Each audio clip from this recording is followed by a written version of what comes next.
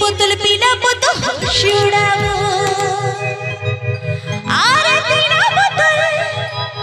आरे तीना बोतल पीलावो दीवाना बनावो अरे पीने देने प्यार की नशा ये छोरा पगला बनावो अरे पीने देने प्यार की नशा ये छोरा पगला बनावो গানটি শোনাচ্ছে হলো জাহাজ স্টুডিও।